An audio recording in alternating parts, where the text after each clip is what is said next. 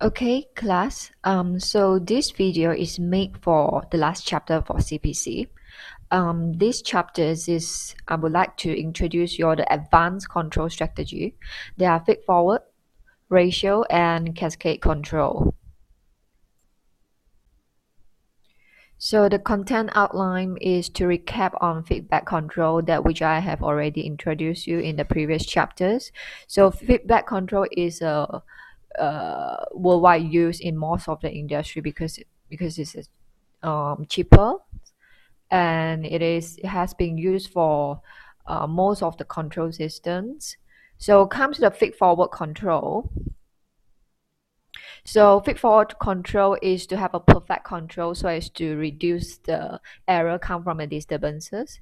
And because if you only install feedforward control, you can't do the adjustments for the set point change for solely using feedforward control. That's why we have a combined feedforward feedback control. And ratio control. Ratio control is actually one of a kind of feedback control. Feedforward control. And the last one is cascade control. So the feedback control is an important technique that is widely used in most of the industries. Okay, the main advantages are as follows. There are three main advantages. So the first one is corrective actions occurs as soon as the control variable deviates from the set points regardless of the source and the type of the disturbance. So the good things of feedback control is no matter what is the type or source of the error come from, the error can come from the set point change or disturbance change. So as long as there's a deviation from the set points, feedback control system would just do the corrective actions. And the second advantage is we do not need to have derive the process transfer functions, which is GP that we have derived in a lot of the tutorial questions. So in particular, a mathematical model of the process is not required. So GP is normally we derive in the tutorial questions is by applying the mass and energy balance. We perform mass and energy balance to derive the transfer function for process.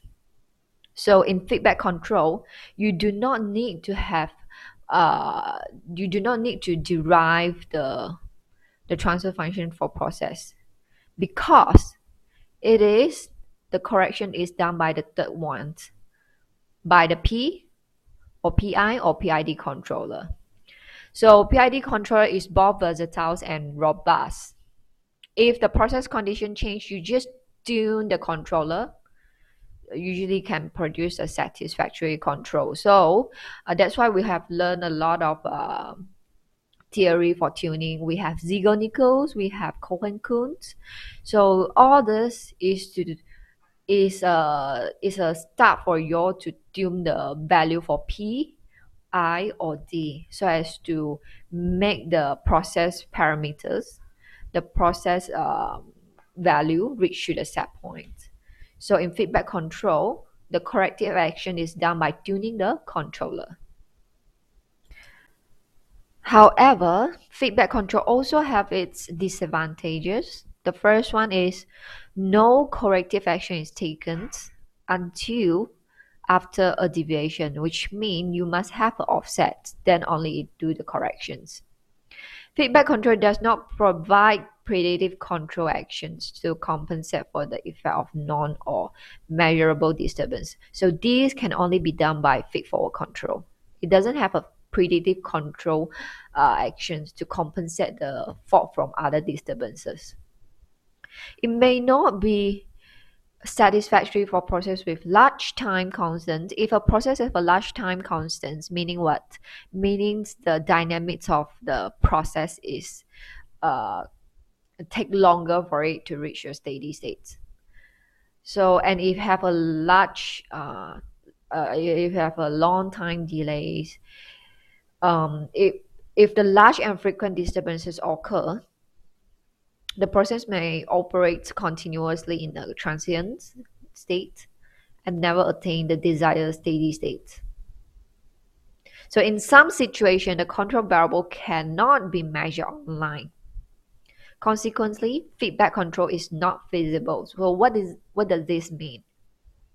This mean in some because of the instrumentation's limitation. So if let's say you want to measure the current process value for a very high corrosive for very highly corrosive compounds or solutions, once you dip the measurement probes into the solution, it easily corroded for, let's say, it can only stand for 1 day or 2 days, some a week. So this would not be economic feasible. So what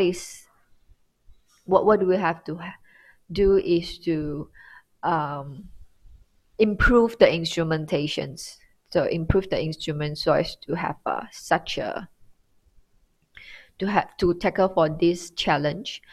So nowadays the fourth disadvantages is no longer an issue because we have online dilutions instruments, meaning that the concentration, the highly concentrated solution will fit in one into the controller, the measurement probe, and we will dilute it and then scale it out to get to know the current process value. Though it is not very accurate, but it is one of the way to tackle for the fourth disadvantages.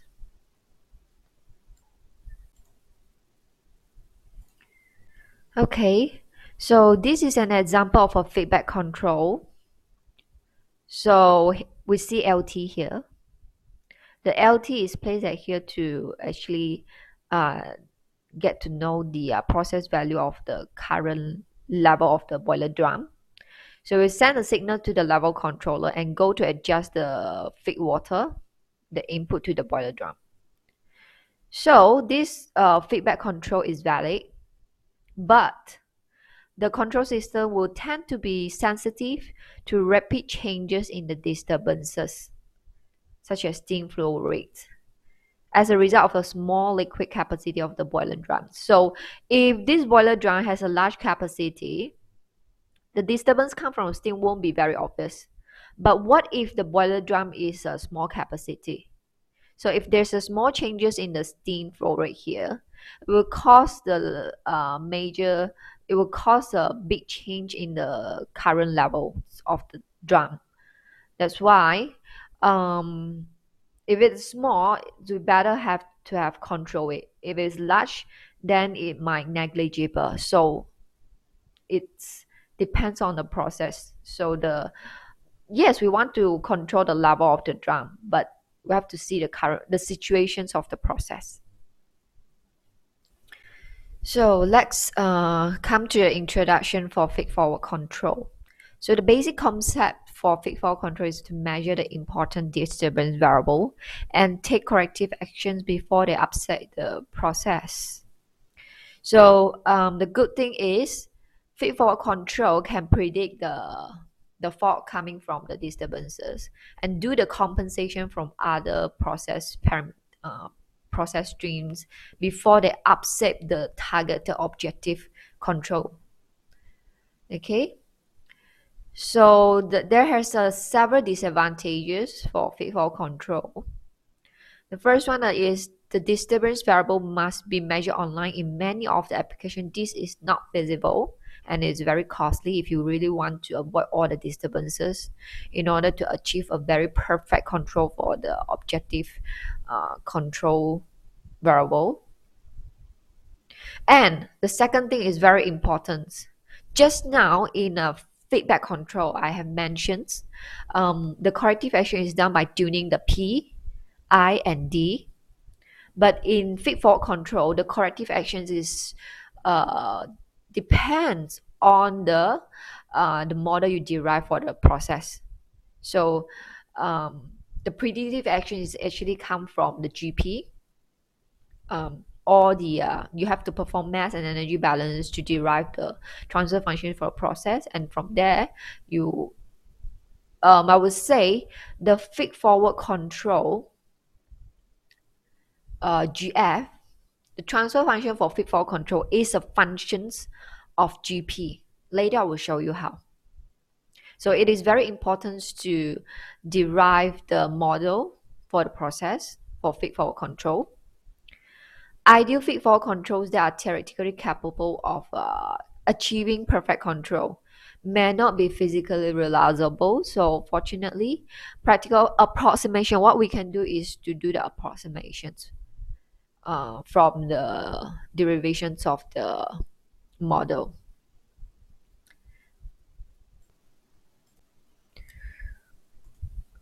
Okay, so this is one of the example for feedforward control.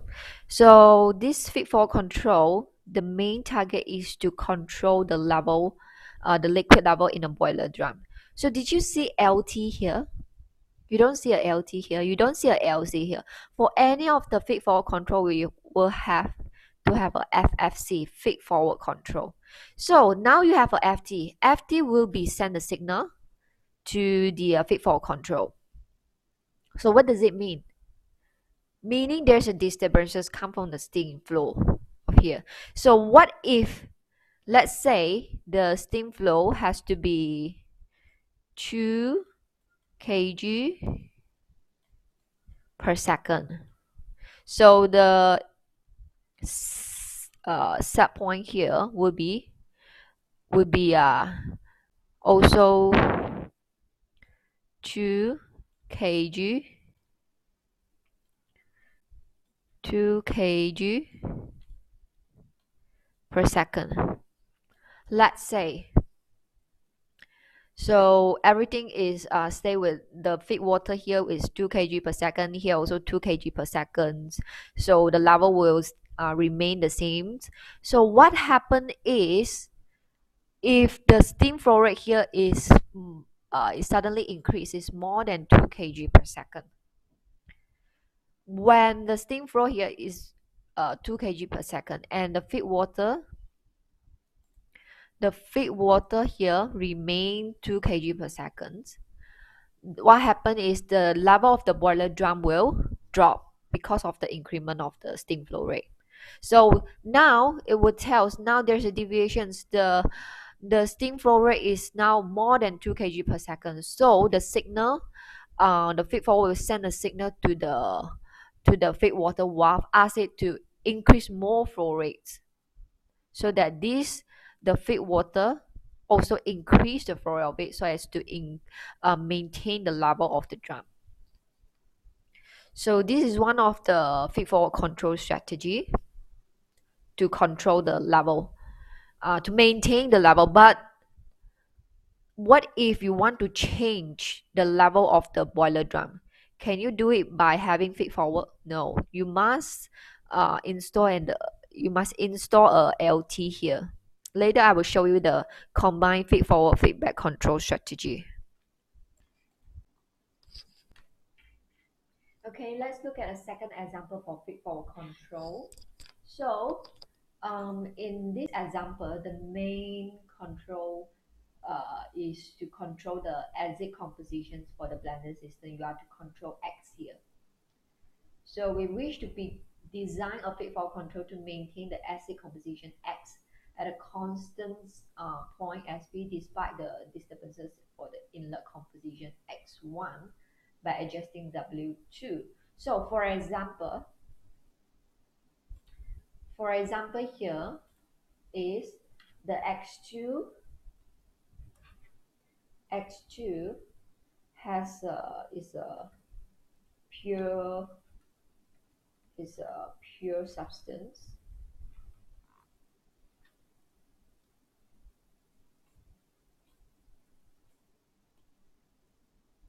It's a pure substance with compositions equals to 1. So for example, we have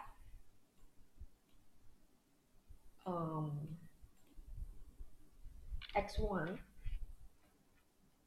is equals to let's say 0.5. The composition is 0.5. here we want to have x to maintain as the at the set point of let's say 0.7. Okay, so what happen is um, you want to control you want to maintain x, but did you see a AC or AT attached at the outlet stream here? No, this is no for feedforward control. So the feedforward control here is we always have FFC for PNID diagram. So AT here meaning AT is attached for the first string X1 for X1 string, and it goes to adjust by from X2. So which means X1 is a disturbance. So if X1 increase by 0.1, X will also increase. So what happens is it will send the signal to X2 string, ask it to reduce the flow rate so as to maintain the X at 0.7. So this is feedforward control. You give a set point for what? This set point is the set point for X1. X1 has to be always at 0.5. X2 always has to be X1, X2 is always 1, is a constant.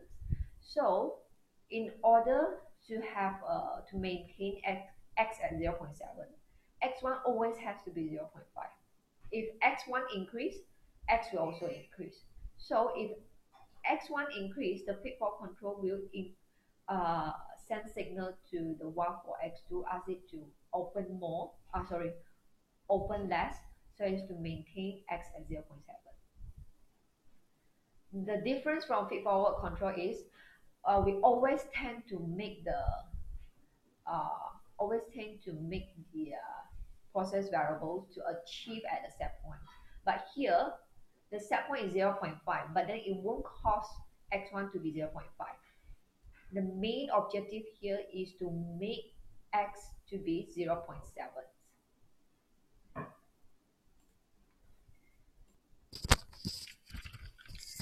Okay, just now I have mentioned for feedforward control, feedforward control is to reduce the disturbance, the error come from disturbance. So if you have a set point change, feedforward controller can't do the corrections. So that's why you must have a feedforward and feedback control, combined feedforward feedback control in order to have a set point change. So you see the WAF, this WAF will receive two signals. One is from feedforward controller. So if there's a disturbance from the sink, FSC will send signal to the WAF. If you want to change the levels of the boiler drum, then LC will send signal to the WAF. So the WAF for the feed water will receive two signal. One is from the feedforward control. The other one is from feedback control. So the good thing is when there's a disturbance, here feedforward is already do the corrections, so it won't affect the level. But if there's a change for the set point of the level, then it must have an offset first, then it will go and do the corrections. So this is a combined feedforward feedback control. So it receives two signals. If two errors happen at the same time, let's say this one increase, the steam flow rate increase, or you want to change for the current level of the drum, then the signal, both of these two are feedforward controller and feedback controller will send signal to the valve, the feed water valve.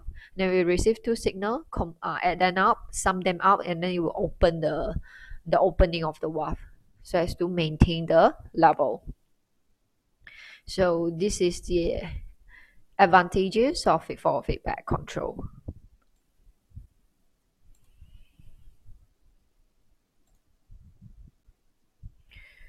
So the main concept of a feedforward control is actually attempt to balance the material and energy. Just as I mentioned, if let's say you want to maintain the level, everything stay constant, you didn't change the set point for the levels. So if the steam flow rate here increase, the set point for this steam flow rate has to be 2 kg per second. If it increase, then the level of the drum will decrease. Then we'll send a signal to the FFC, tell it that there's a deviation for the current FT. So, and then feed water has to be increased as well. This increase it, so feed water has to increase as well. So it is kind of to balance the material.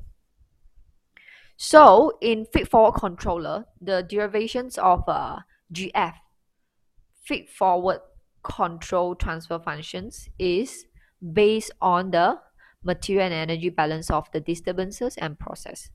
Later I will show you why is it so.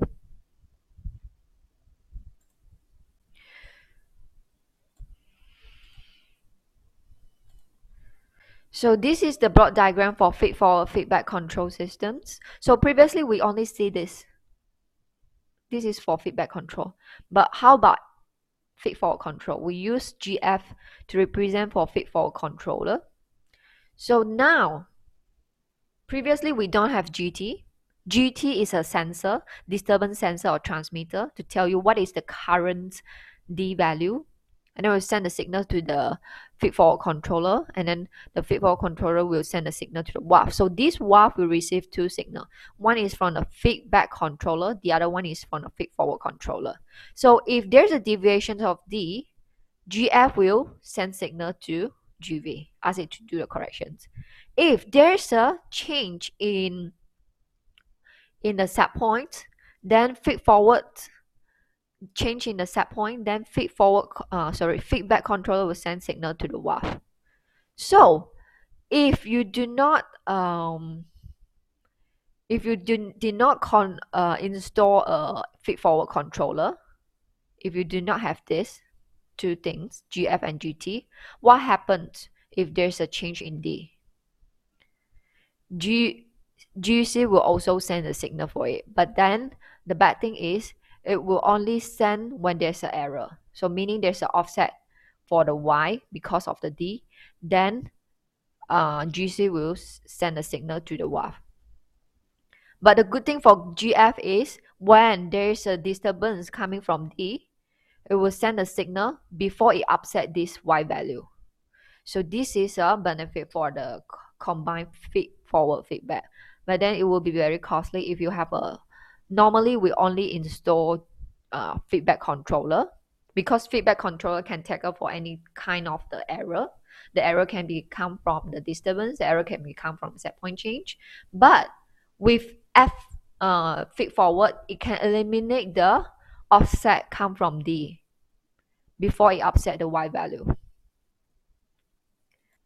So I want you now try to derive the closed loop transfer function for disturbance change. Okay, so you have to base on the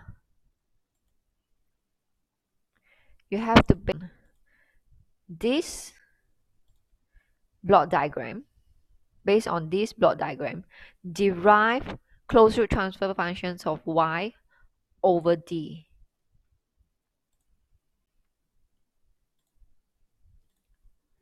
So I want you to take your time to derive closed loop transfer Y over D, which is equivalent to this.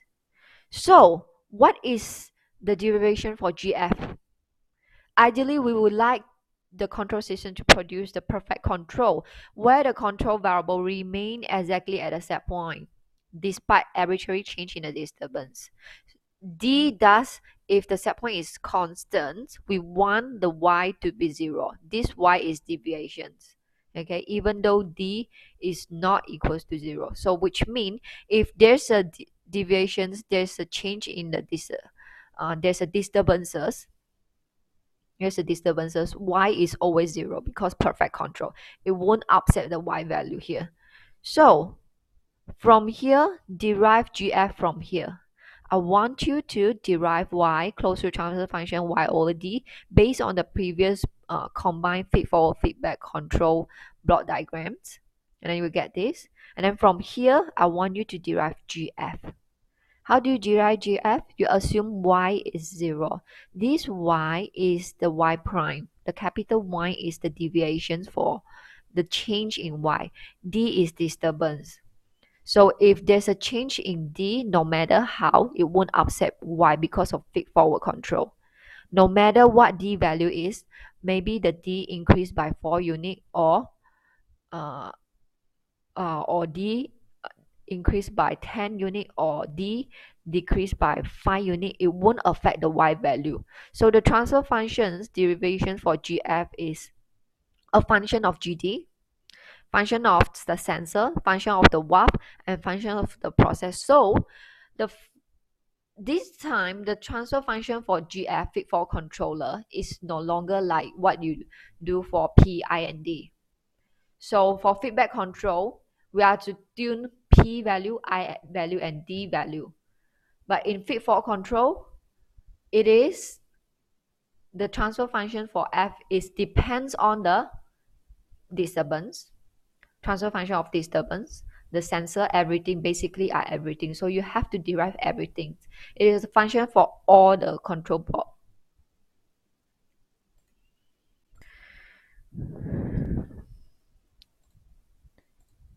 Okay, ratio control is a special type, is one of a kind of feed-forward control.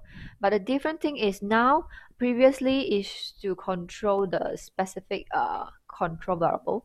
Now it's different. Now we are to control what? To maintain the ratio R of two flow rates. So the two variables are usually flow rate. One is manipulator variable and the other one is disturbance variables. So let's say you are to maintain R, the ratio of R.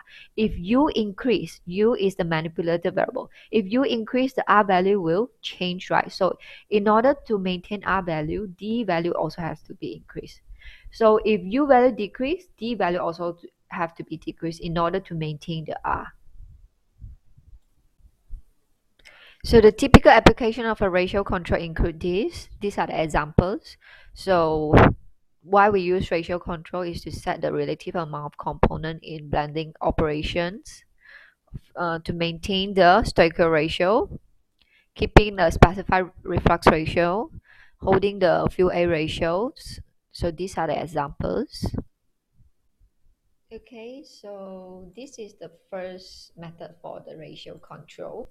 So we have two streams. One is the disturbance stream, one is the manipulated stream. So the thing here is for ratio controller, we use RC ratio to indicate for ratio controller. So bear in mind in PNID diagram, if you see RC is a ratio control, you have to control ratio instead of a specific flow rate or a specific variable of the process. So the FD, you also have to install two transmitter to tell you what is the current process value for disturbance and manipulated stream. So you must install FT for both streams, and then it will add at a divider here, and then it will go and calculate what is the current ratio value. So the ratio controller will have to have a desired value, the set point for it. If there's a deviation of the RM between RM and RD, then it will send signal to the WAV for the manipulated stream. So it will go and adjust the manipulated stream only so as to maintain RD. Okay, so you will have to have two transmitter, two sensor for the stream, and this time you use RC. So these two, you add to a divider. The divider will calculate the measure, the current R value, and then it will send to the ratio controller. And the thing is, it will only go and adjust manipulated stream. This is the first method. Okay, for the second method for ratio control, this is slightly different. So this second method, the gain setting for the ratio station KR take into account the spans of the two flow rate transmitters for D and for U. For D and for U. So RD is the desired ratio, SU and SD are the spans of the flow transmitters. So you calculate the KR value here. Okay. So over here, the second method is you still have to have a FD, but this time you won't see an RC. It make use of the FC because you are still want to control the manipulated U. So you don't see an RC here. It will make use of the feedback control for U string. So this times, if there's a disturbance, there's a change from D here. So now it will, the ratio stations is to calculate the set point for the U. So if there's a deviations of the ratios, it will go and calculate the set point for you so as to maintain the ratio for both. So this is the second one. The second different from the first one is the first one we make use of a ratio control. We have a RC, but this time we don't have. We just add a ratio station to calculate the set point for you. If D change, let's say you want to maintain the R value at half. If D increase, we know that the ratio will also change. So now it will give a new set point for you to maintain the R value. So this is the second method.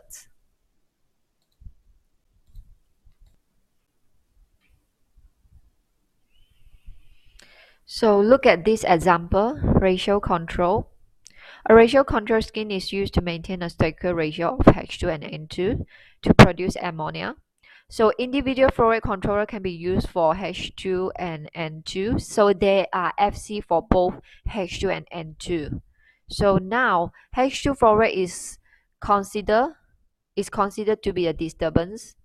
The spans for the flow transmitter for the H2 are 30 and for N2 are 2. Draw the schematic for the control scheme. So how to do this? In this example, H2 is disturbance, N2 is manipulated variable. The span for both are used. So you use the first or second methods because it mentioned both string have a flow controller. So they have a flow controller. So we make use of a flow controller to control the ratio. So we can refer to the second method. We don't need to purposely install another ratio control because we can make use of the feedback control for the manipulated stream. So first you must know what is the desired ratio for H2 and N2. You perform the stoichiometric equation and then you found that H2 has to be 3 and N2 has to be 1. So the ratio is 1/3. So in order to maintain this, you have FT for each string and FC for each stream. So you just need to add one more ratio stations. So if there's a change from D, it will do a calculation to tell the FC what is the set point for you supposed to have in order to maintain the ratio of 1/3. Okay, so we are referring to the second method. We don't need to purposely install another RC. We just add ratio stations to do the calculations for USP. So this is the KR value. Just now I show you. The RD is the ratio, desired ratio is 1/3. And then this is the gain for the ratio stations. Okay. So let's come to a cascade control. Let's come to a cascade control in single loop control. The controller set point is set by an operator and its output drives a final control element. So for example, this is a feedback control. So you attach LT at the tank here, meaning you have to control the level of this tank. So then the signal will, I will send a signal to the LC and then you have a set point for this. This set point is set by us. What is the desired level of tank we want to have? So when there's a deviation from the set point, then it will send a signal to the outlet stream. We can also go and change manipulate the inlet stream. For this case, it's the outlet streams. So how about cascade control? Cascade control, you will see more than one loop. Okay, in the cascade control, there are 2 or more controller, of which one controller drives the set point of another one. So we set the in the cascade control, we will set the set point for the master controller. Then the other one will be set by the other set point for the controller will be set by the master controller. So this is an example of a cascade control. You see how many controller we have? We have two controller. One is LC, one is FC. Okay, so the master controller here is LC. We call it primary, outer or master controller. So the secondary controller is FC. We call it secondary, inner or slave controller. So we are the one to set the set point for LC. And the set point for F here for this flow rate is set by LC. So the advantage for using this is to improve the overall dynamics of the control systems. So why I'm saying so?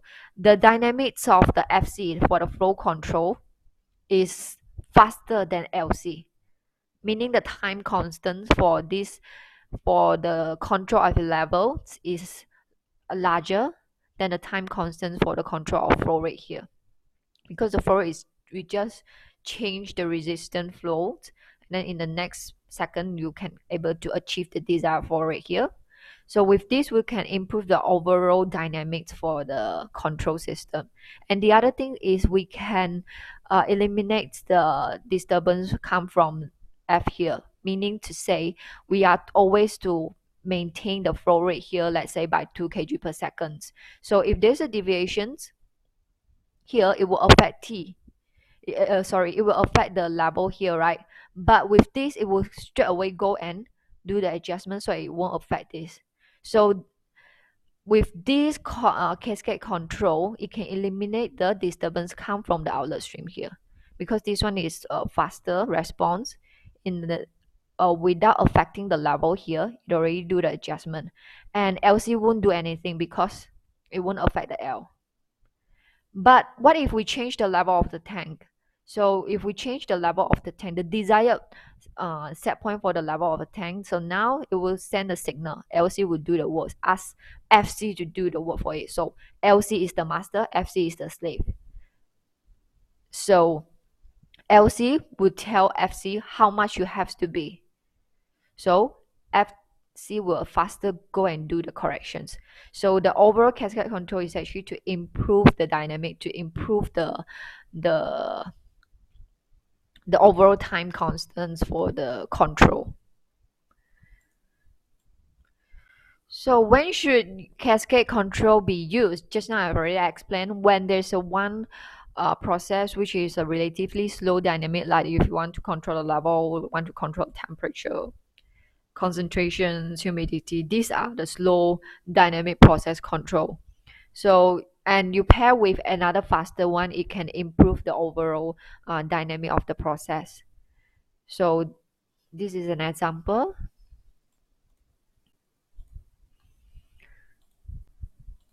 So when should cascade control not to be used?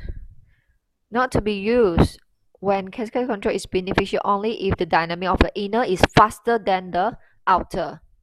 The inner must be faster than the outer, else there's no point to pair both for cascade control. So, and we come up with this figure. If the inner loop is not at least 3 times faster than the outer, then we don't do for it, because it's not necessary to increase the complexity of the control. So to improve the overall performance with this, at least must be 3 times faster than the outer loop, then only we pair for the cascade control. So this is example. So the diagram of left hand side is a feedback control. Yes, it is valid. So you are to control what temperature of the hot oil by control the fuel, the flow rate of the fuel gas. Okay, so if you want the temperature of hot oil to be increased, you want to increase the temperature of hot oil, then you have to increase the fuel gas. So this is valid, but the overall dynamic response is slower.